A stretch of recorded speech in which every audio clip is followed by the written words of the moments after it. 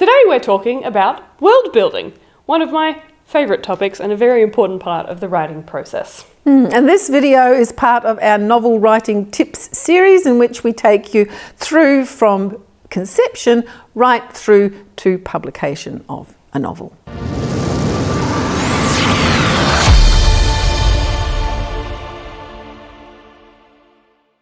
Hi, I'm Talia Newland, the Managing Editor of AIA Publishing. And I'm Rose Newland, the book designer at AIA Publishing. So, first off, what is world building? Right, well, it's not just a setting, it's a whole world. So you have to know the climate, the terrain, the political, cultural and religious aspects of this world, so that you create a full world in which your characters live. So it has to feel real. It has to feel real, even though it's maybe not real. So there's lots of different types of worlds, and there's almost as many different types of worlds as there are genre, right? Yes, that's right. And each genre has its own inherent characteristics and mood. And if you want the full details of that, we have a video on genre that we cover all of this in a lot more detail. Yes. So for instance, if you're writing a fantasy novel, readers will expect that there's magic and mythical creatures. If it's science fiction, it'll be set in the future and there'll be advanced technology. If it's dystopian, for instance, it'll be some kind of bleak future with a highly controlled society. And if it's historical fiction, of course, the author needs to recreate the world from the past. And of course, if it's post-apocalyptic, then the world that you're creating is after some sort of catastrophic event. And of course, when you're doing that, you've got to think right through all the kind of ramifications and consequences of that disastrous event. There's a lot of cause and effect in world building. So what kinds of things do I need to think about when I'm building my world? Well, first of all, the landscape, the terrain, the kind of physical world that it is, because the nature of the world will affect the kind of culture. So if it's set on a desert planet, for instance, it's going to be a very different world than if it's set in a jungle. So a lot of that goes into like natural resources and what's available for the people, and then that sort of That's right. informs the culture as well. So the natural world, Cause to effect. the natural world first. Then there's the history, because the history of the world will shape the world as it is today. So you need to identify any major events like wars, for instance, other calamities that have happened in the past, racial conflicts, natural disasters, because all of those things will affect and impact on the people that live there today. Magical systems. So if your world has magic, you need to be clear about the rules that govern that magic, what actually is possible with that magic, who can use it, can everybody use it, to what extent, how does the society deal with the magic, are magic users honoured or are they feared, that kind of thing. As soon as you've got a magic system in your world, you have to know it back to front, especially the limitations, and that comes into like bringing that into the storyline, because I've definitely read books where I'm going, but can't they do this with magic just to fix the situation? It's like, if you haven't been told that you can't just conjure food out of thin air, like if that's a limitation, it's important that your readers know that. Society and culture, another big one. Political systems, religions, just general beliefs, like how far along are they in sort of scientific thought? Like, what is the normal person's worldview? And of course, is it a feudal world? Is it, set in sort of a past? How is it governed? Is it how is it democratic governed? or kings and queens or dictatorship or that? Yeah, and technology. What level of technology do they have? So, races and religions. Races and religions, yes, because how the people think is governed by their religions often. And so your characters then need to show that they are reflecting these religions. So that's a lot of things to think about for your average person. Is there a place you'd recommend starting to sort of make it easier? I think just start at whichever part of the world excites you the most. I mean, for me, when I was setting up a world with a magical system, the way I write, I have a very strong visual of the world. Like it's in my imagination, and it's like I'm just recording what's sort of already there. So I saw things and went from there. You know, it was like I saw this world and started to build up from there. But I did start with the physical world.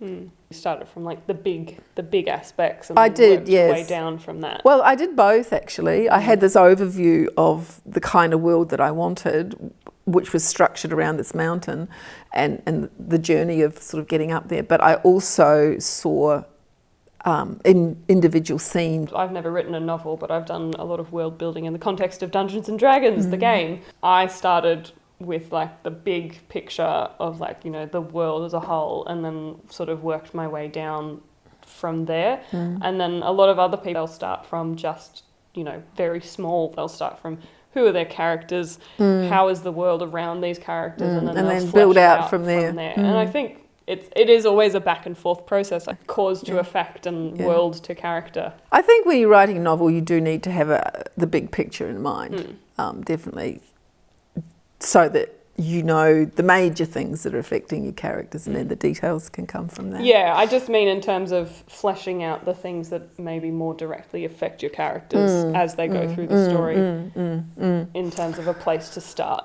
Because it's both, you know, it's juggling details and the big picture. Yeah, but starting with what inspires you is a good place to start, because then everything is easier. Yeah.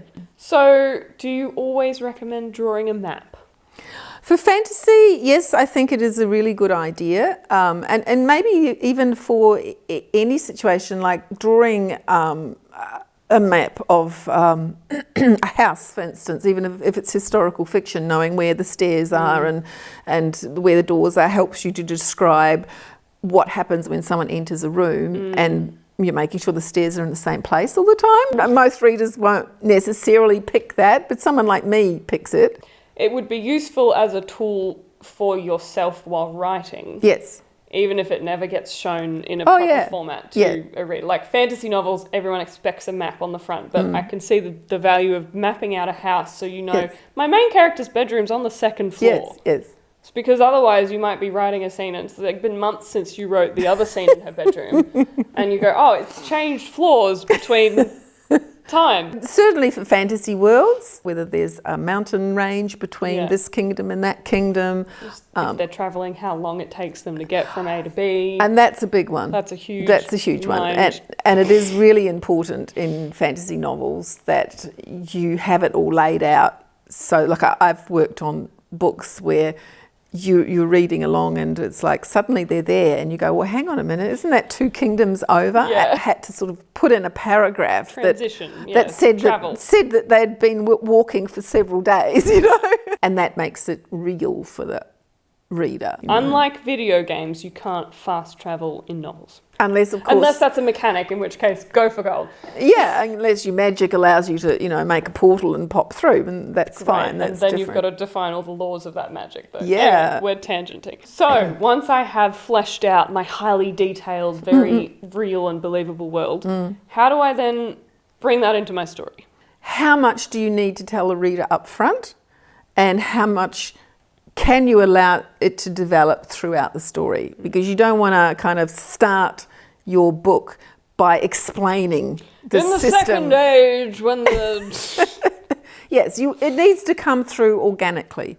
So the reader doesn't need all the information right up front. What they need to do is discover this world through the actions and the beliefs and the events in the story. So it should be revealed as the story goes along. So when something becomes important and relevant, that's when those details will be put in. And a lot of things just affect the character, like how the character is. That's right, and it'll come up. The world around the character, the world they're brought up in, the history of the world, the culture they're brought up in, that all just affects how they are as a person. Yes, and how they think. Yeah. Yeah, and so all of those things can come in quite naturally. It's not something that you have to sort of tell. Yeah. You know, it's like I always say, the author needs to know everything. The reader does not need to know everything that the author knows. Yeah. Yeah, it'll come out organically and naturally if you know it It should just come out naturally in the story without you having to think, oh, I've got to tell them all about this. Yeah. So what are some common world building mistakes that people should avoid? Well, it's on either side of the spectrum. Either they miss out a whole lot of stuff, so it just doesn't make sense, right? No detail. No detail.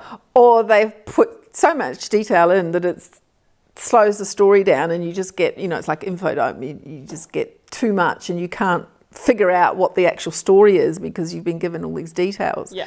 So there really has to be this balance, like I said before. If you trust that everything that you know will come out organically in the writing, then you don't have to feel that you've got to dump it and passing it out at sort of where it becomes relevant. So consistency is the big thing.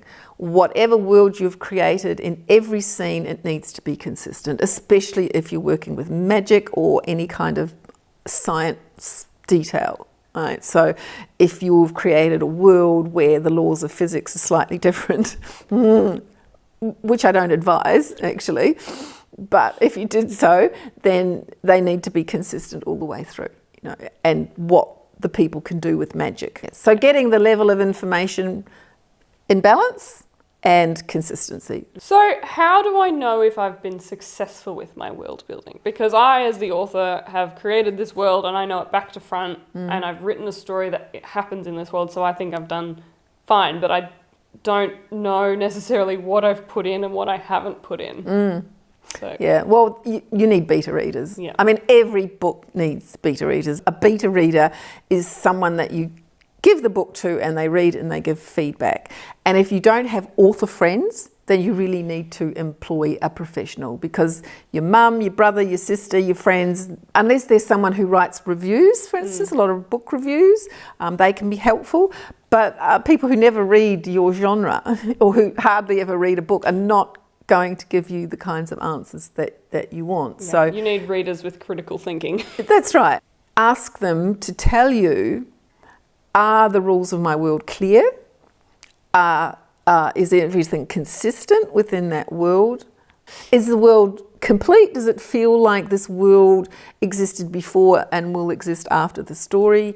And are the consequences of the characters' actions, do they fit, within the culture of the world? So those are the kind of questions that you can ask. But the main point is that you have to have somebody outside it read it. You need a second set of eyes. You do, particularly if you've got a fantasy or sci-fi world or post-apocalyptic, anything that's not our world. Yeah, I think the bigger and more complex your world, the more skilled a beta reader you need to help you with that. There are people who will read a book and not notice the inconsistencies. So if you put it out and you think it's fine, you will get some readers who will notice the inconsistencies. And they'll put a review there that'll be no stars. And then you'll go, oh my goodness, it's far better to be sure before you put it out. Yeah. Right, well, I think we've covered most of the points about world building. There is a lot to think about, but it's also a really fun process. It's like just jumping into the world, It's like standing in the world and going, oh, look at this. Oh, yes, there's that. Oh, yes. But if you just go with what you're inspired to create, lots of fun. Yes. So that's the end of the video for today. I do hope that you found it helpful. And remember, this is just one video in our series of novel writing tips. Please do, if you like this, then show it, share it, and follow to get the rest of the series. Yeah, we're still in the writing phase of the author's journey, so there's lots more of this series to come. Yes. So hit that subscribe button if you'd like to see the rest of them. Bye.